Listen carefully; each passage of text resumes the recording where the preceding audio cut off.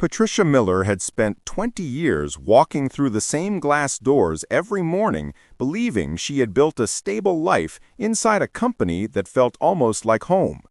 She started at 32 as an administrative assistant in a mid-sized logistics firm in Dallas, the kind of job she thought she would keep until retirement. She was disciplined, loyal, always early, always prepared, the sort of employee managers trusted without question. Over 2 decades, she climbed from assistant to coordinator, then supervisor, and eventually operations manager. Her salary grew, her responsibilities expanded, and people respected her. Patricia felt safe, certain, comfortable, until the morning everything collapsed. It was a Friday in March of 2019. Patricia arrived at 8 sharp, as she always did, coffee in hand, ready to begin another long but predictable day. At 9, her boss called her into his office. She walked in and immediately noticed someone from Human Resources sitting beside him. That alone made her heart sink. She tried to steady her breathing, but she already knew what was coming. Her boss sighed, unable to make eye contact. "Patricia, I'm really sorry. Due to corporate restructuring, your position has been eliminated. Today will be your last day. HR will walk you through everything." Patricia froze. "What? Why? Did I do something wrong?" "It's not personal," HR responded. "It's a corporate decision. You'll receive a severance package. You have 1 hour to gather your things."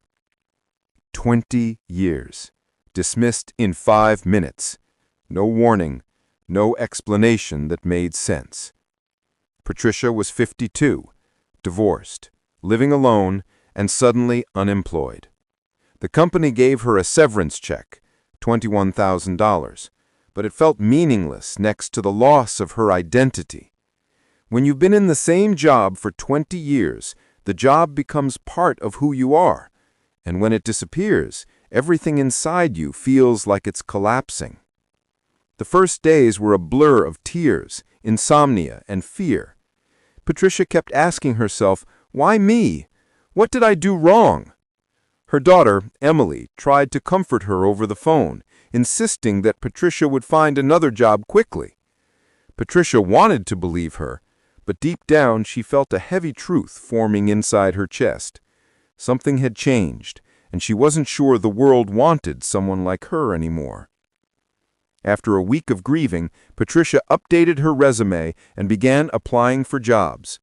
She applied to 40 positions the first month: operations manager, project coordinator, administrative supervisor. Silence. Not a single call back.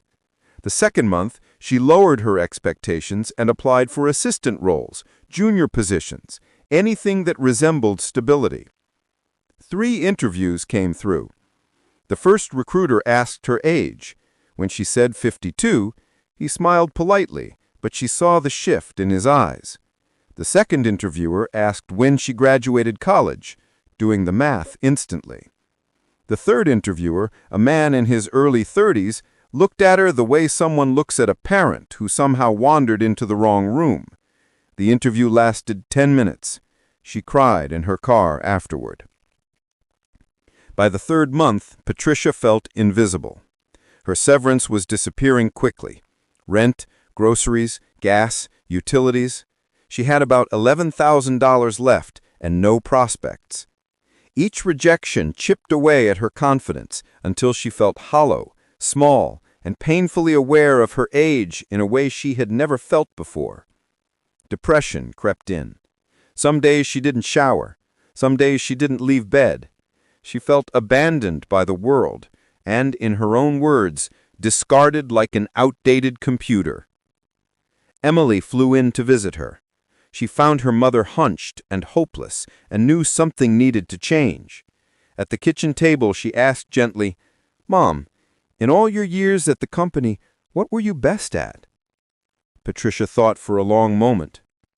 Organization, processes, improving systems, training teams, fixing inefficiencies. And why not offer that as a service? Not as an employee, Mom, as a consultant. Patricia blinked.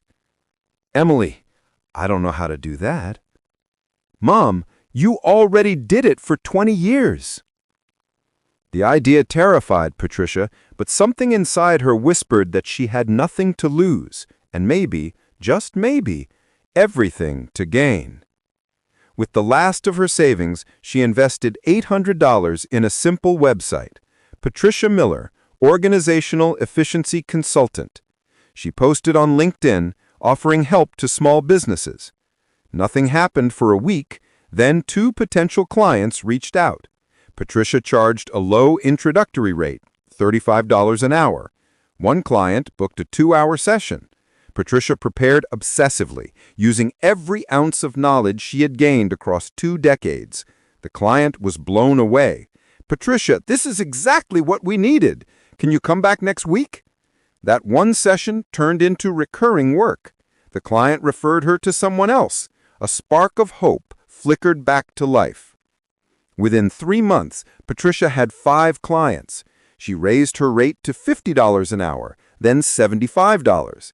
By 6 months, she was earning more than she had in her last corporate role, working from home, on her own schedule, using her experience in a way she never imagined possible. She realized that her age wasn't a liability at all. It was her greatest advantage.